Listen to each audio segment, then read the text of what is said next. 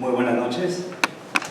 Un gusto recibirles en este espacio tan especial, en uno de los auditorios más representativos de nuestra augusta institución.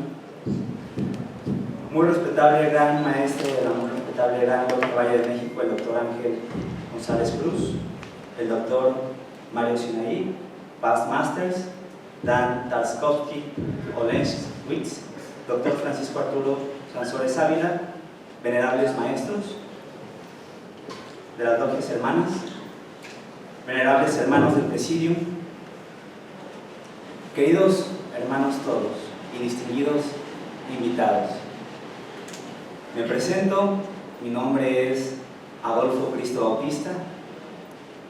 Me faltó mencionar a nuestro diputado gran maestro Beja.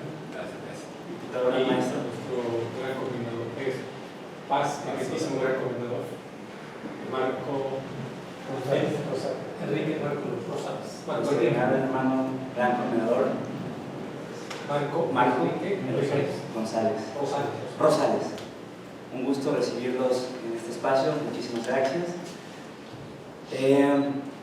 Me presento, mi nombre es Adolfo Cristo Bautista, estoy muy contento de recibirlos esta noche. Tuve el gusto y el honor de ser invitado y representar el día de hoy al doctor Moisés Salinas Friedman, rector de la Universidad Ort, quien de forma muy importante y orgullosa me invitó para recibir la conferencia del doctor. Actualmente me dedico a la responsabilidad social y participo en diversos espacios, en diversas conferencias que tienen que ver con problemáticas de nuestra sociedad.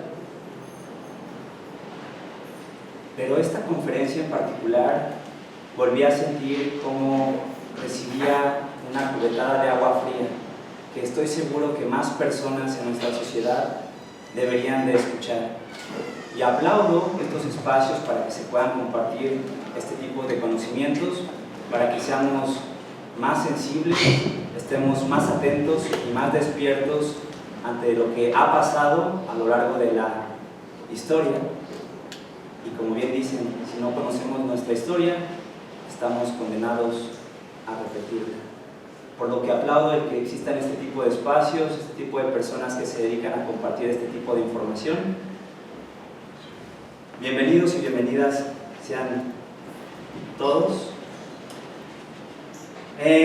Quisiera aprovechar, para mí es un honor contar con la presencia del doctor Mario Sinaí, destacado educador, pedagogo del Holocausto, conferencista internacional y experto en análisis visual. El doctor Sinaí, con su vasta experiencia como director del Departamento de Habla Hispana de la Escuela Internacional para Estudio del Holocausto en Yad Vashem, nos brindará esta noche una invaluable perspectiva sobre uno de los episodios más oscuros y desafortunados de la humanidad, invitándonos a reflexionar sobre los valores de la memoria, la justicia y la construcción de un futuro más iluminado. En nombre de nuestra logia y de la orden, agradezco su presencia en este magno evento tan significativo. Estoy seguro de que las palabras y enseñanzas que compartiremos esta noche fortalecerán nuestros lazos fraternos y nos inspirarán a continuar trabajando en la construcción de un mundo más justo y más humano. Que el gran arquitecto del universo ilumine nuestras mentes y corazones mientras avanzamos juntos en esta jornada de conocimiento y reflexión. Gracias. Fuerte aplauso.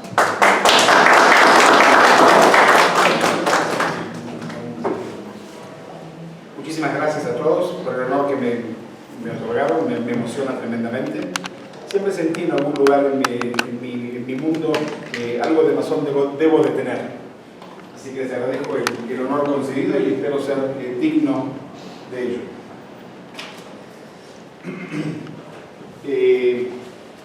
Me pidió Dan Tarkovsky, que me ha invitado a México, generosamente casi todos los años para el 27 de enero, el Día Internacional de la Memoria del Holocausto. Primero recordar el tema de la flor No me olvides, o la flor del amor eterno, que fue el símbolo que escogieron los masones cuando la masonería quedó de forma ilegal fuera de la ley en la Alemania nazi. y para poder identificarse entre unos y otros utilizaron este símbolo que hoy nosotros estamos usando en memoria y en recuerdo de este evento. La semana anterior, no, esta semana, el lunes, me entrevistaron del periódico de ustedes y me preguntaron el significado de los 5 pétalos. Y dije, no lo sé, pero me comprometo a averiguarlo. Y lo averigüé, por supuesto, faltaba que no. Y hay muchas explicaciones y la gran mayoría de ellos se conecta, por supuesto, queriendo o no queriendo, sabiendo o no sabiendo, con los valores masónicos. Entonces elegí una de las muchas que podría haber presentado sobre los 5 pétalos que representan la tierra, el agua, el fuego, el aire y el espíritu, como una de las explicaciones que obviamente se juntan con los valores masónicos. Hoy vamos a hablar de la masonería bajo las garras nazis, la primera parte, porque la semana entrante hacemos qué ocurrió durante la persecución nazi, pero la persecución de los masones no comienza con el nazismo, comienza antes. Entonces hoy vamos a hablar un poquito sobre, primero, recién pasamos y vimos los gustos, pero algunos masones famosos de la historia. Vamos a hablar un poquito de la masonería en Alemania antes de la llegada del nazismo, España, Franco y los masones, Italia, Mussolini y los masones, un caso de antimasonería musulmán, y después hablaremos del tema de las minorías perseguidas durante la Segunda Guerra Mundial, que los masones fueron uno de ellos. Lo mencioné también en el encuentro anterior, pero quiero volver a repetirlo porque es la base de la comprensión de lo que pasó. En una Europa ensangrentada por la guerra de religiones que enfrentaban a católicos y protestantes, los masones trataban de combatir la ignorancia y el fanatismo religioso mediante la educación y la filantropía. Hitler basó su odio a la masonería en creencias que a través de ella los judíos eludían las barreras raciales y legales que los marginaba en la sociedad europea. Y es una paradoja histórica del destino que justamente fue Winston Churchill, Franklin Roosevelt y Harry Truman, los 3 masones, que derrotaron a los nazis, junto a Stalin, que era un fanático antimasón. Es una paradoja histórica que esto haya ocurrido. Ustedes los conocen, no es que estoy innovando en esto, no es que esté innovando, pero dentro, por supuesto, de los masones provienen de todos los antecedentes, de todos los sistemas de creencia y de todos los ámbitos de la vida.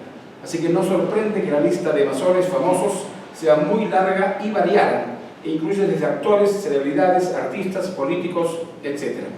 Aquí hay algunos famosos cuyos nombres podrían reconocer.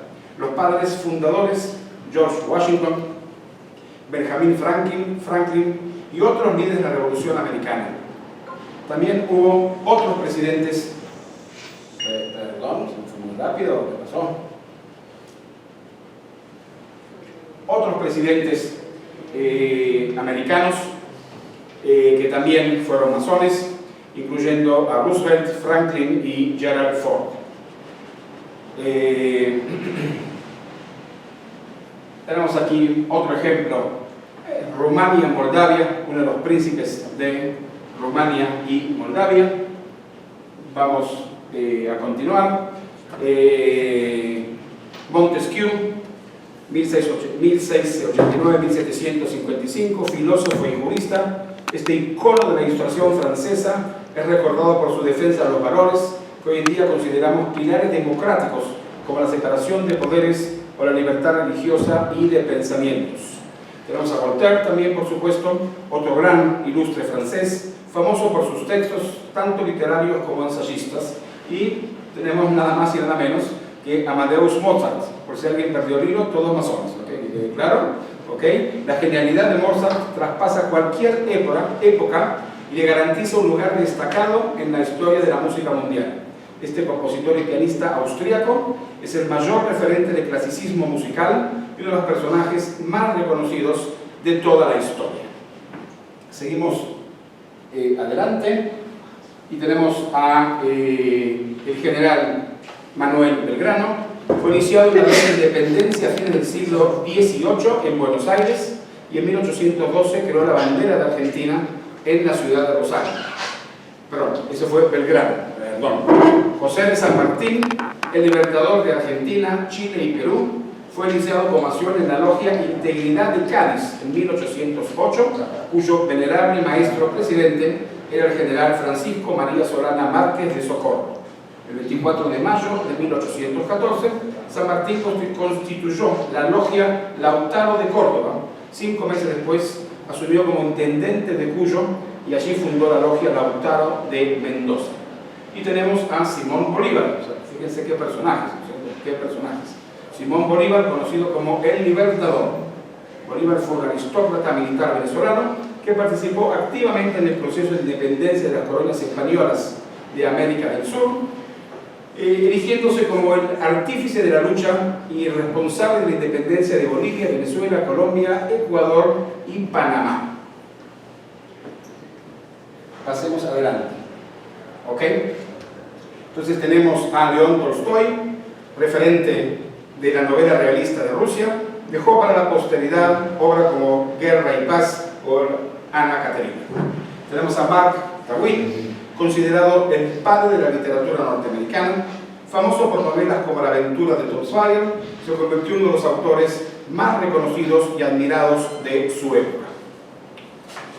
Nos sigue con Henry Ford, que después voy a decir unas palabras no tan bonitas sobre él, pero en estos momentos hablaremos un poquito sobre él, el fundador de la Ford Motor Company y uno de los empresarios más importantes e influyentes de los Estados Unidos.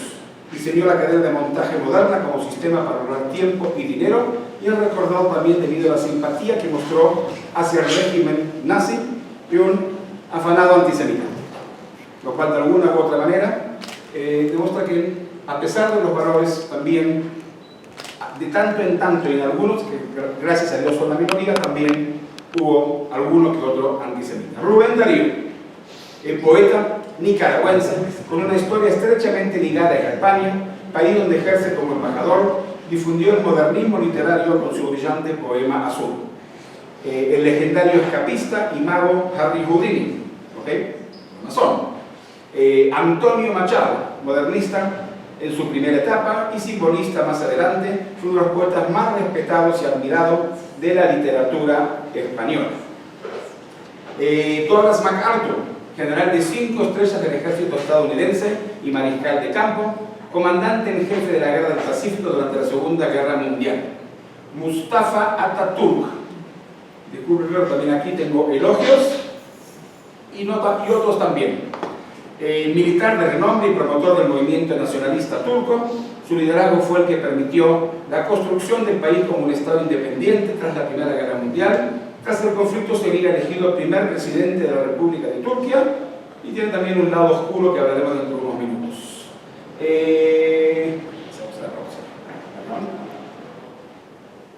Muy bien, continuamos un poquito más. Alexander Fleming, médico y científico británico, le debemos a él el descubrimiento de los efectos de la penicilina para evitar infecciones. Clara Campoamor, abogada, escritora política española, se le recuerda por la férrea defensa que hizo al derecho del voto femenino en el Congreso de la Segunda República, española por supuesto. Tuvo que exiliarse durante la guerra y ya nunca más volvió a España. John Edward Hoover, promotor y primer director de la FBI en 1935, se convirtió en uno de los hombres más poderosos de los Estados Unidos debido al uso ilegal y partidista que hacía de su posición. Ocupó el cargo durante 37 años hasta su muerte en 1972.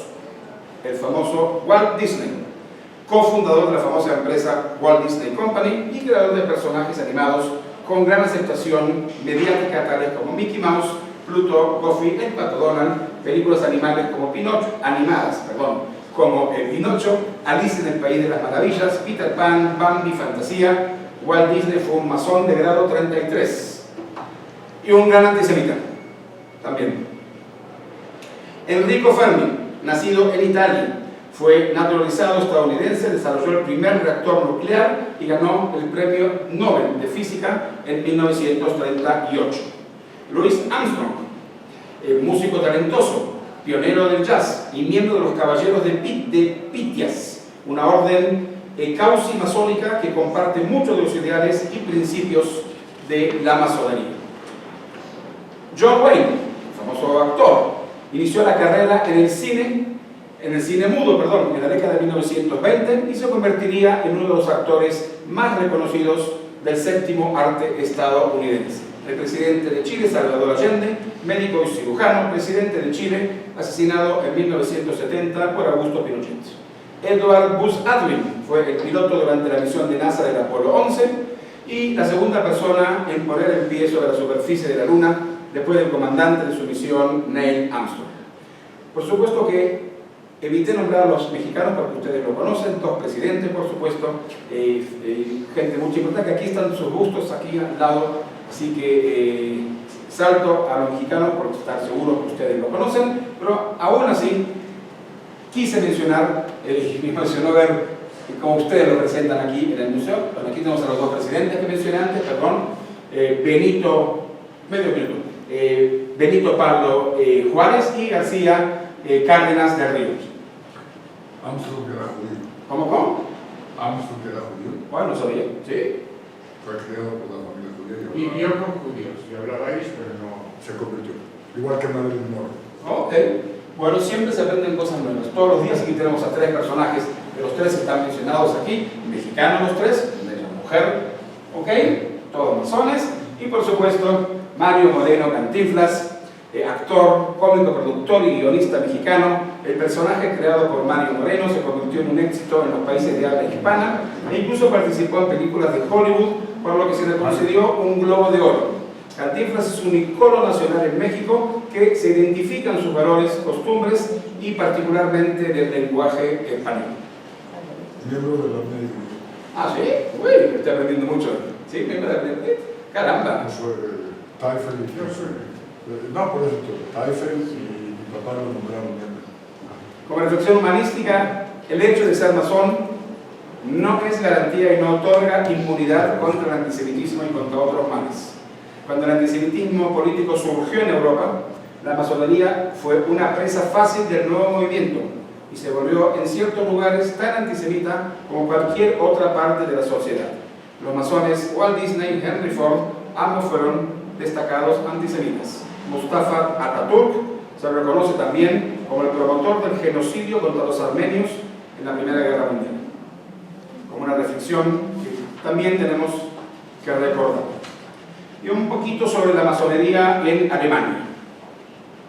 ¿Saben? No, dejo con Cantinflas. Ok. El 6 de diciembre de 1737, los diputados del Gran Maestro del Reino de Prusia y el electorado de Brandenburgo, en Hamburgo, fundaron una logia.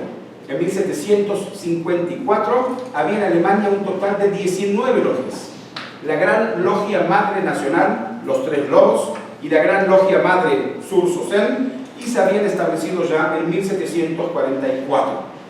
En 1880 se propuso fundar una Gran Logia Nacional de todos los masones alemanes.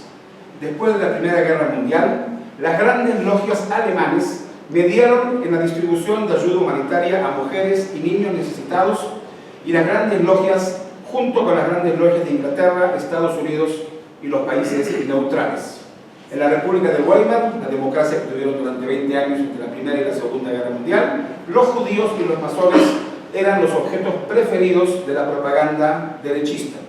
Alfred Rosenberg, el ideólogo del partido nazi, trajo los ficticios protocolos de los sabios de Sion a Alemania, publicó escritos como El crimen de la masonería, el judaísmo, el jesuitismo y el cristianismo alemán, publicado en 1921.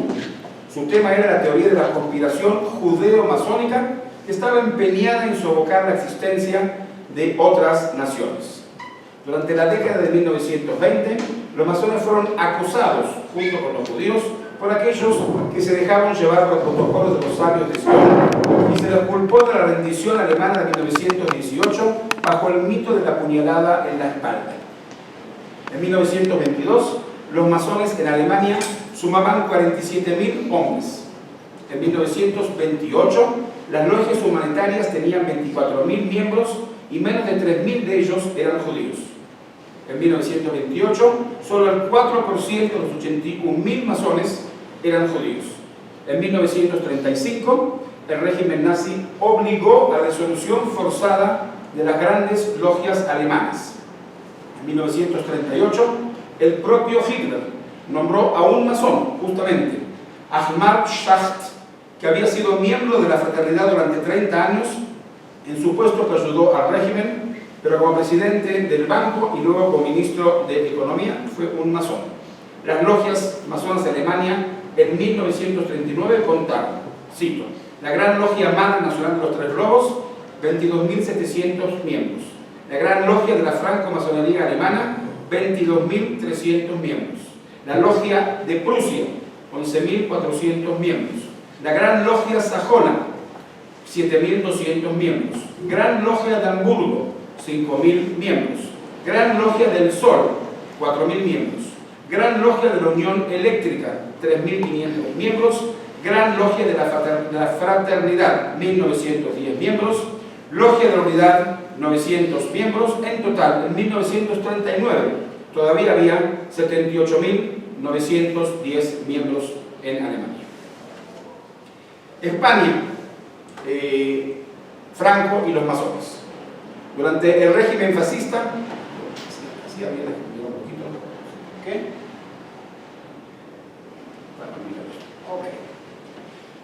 Durante el régimen fascista del general Francisco Franco, se quiso relacionar a la masonería con el comunismo y con el judaísmo.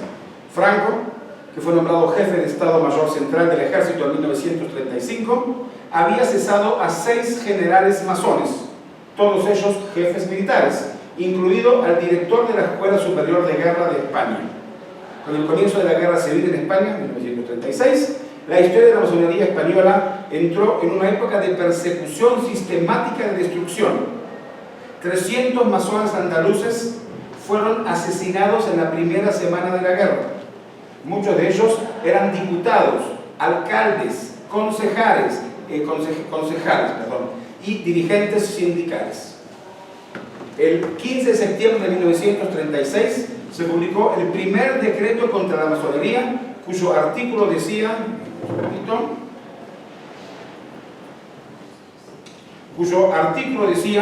la franco-masonería y otras asociaciones clandestinas son declaradas contrarias a la ley. Todo activista que permanezca en ella tras la publicación del presente edicto será considerado como reo del crimen de rebelión. Desde el comienzo de 1937, la Secretaría Particular de Franco, Delegación de Servicios Especiales, se dedicó a reunir toda documentación posible sobre logias y masones españoles. En el informe de la Asamblea Anual de la Masonería, que se celebró en Madrid los días 15 y 16 de diciembre de 1937, se informa que todos los hermanos que no habían podido huir de la zona franquista habían sido asesinados. El 21 de diciembre de 1938, Franco decretó que todas las inscripciones y símbolos de carácter masónico que fueran a molestar a la Iglesia Católica fueran eliminados de todos los centros del territorio nacional en el plazo de 2 meses.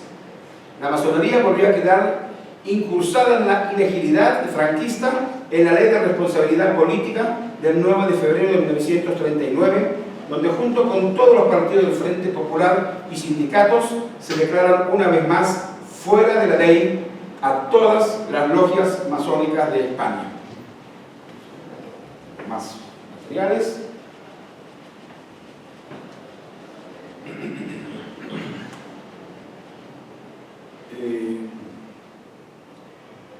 Los masones, aparte de las sanciones económicas, quedaron automáticamente separados de cualquier empleo o cargo de carácter público en España. La depuración llegaba a tal extremo que impedía formar parte de un tribunal de honor a quien tuviera algún pariente masón hasta de 2º grado de sangre. El 1 de marzo de 1940 se dictó la ley de antimasonería del régimen franquista, la ley para la represión de la masonería y el comunismo. Las penas para los masones iban desde la incautación de sus bienes hasta la reclusión. Se establecieron penas de 20 y 30 años de prisión para los grados superiores y de 12 a 20 para los cooperadores. El tribunal estuvo en vigor hasta la creación del Tribunal de Orden Público en 1963. Hasta esa época estuvo en vigor. El de la masonería fue reprimido el 8 de febrero de 1964. Yo tengo algunas más para que veamos. Sí, fíjense ustedes. Una especial. Aquí tenemos a Franco y Mussolini. Vamos a dejarlo acá. Muy bien. Con el surgimiento del fascismo en Italia, hubo una importante presencia masónica en las filas y las jerarquías mismas del partido fascista y también de judíos. Al principio hubo muchos judíos en el partido fascista italiano. Varias logias apoyaron la escalada al poder de Mussolini y también judíos, repito, atraídos por su carácter anticlerical y su radicalismo de clase media. El partido fascista italiano salió con la Iglesia Católica, enemiga histórica de los masones en Italia. Y como consecuencia, la masonería fue prohibida en las filas del partido fascista italiano. El rechazo explícito a la masonería vino de la tradición y la hostilidad de la Iglesia y los ambientes católicos del Partido Nacionalista Italiano y del Partido Socialista Italiano. Mussolini, que era un ateo declarado y enemigo de toda creencia religiosa, desconfiaba del ateísmo masónico como del cristianismo. La Iglesia italiana proclama la excomunión a todos sus masones, a todos los masones. El 13 de febrero de 1923, en la quinta reunión del Gran Consejo del Fascismo, aprueba una orden del día que prohíbe a los fascistas las inscripciones a las logias masónicas. En el transcurso de 1925 se dan pasos decisivos que lleva a la abolición de todos los partidos, menos el fascista por supuesto, y al fin del sistema democrático.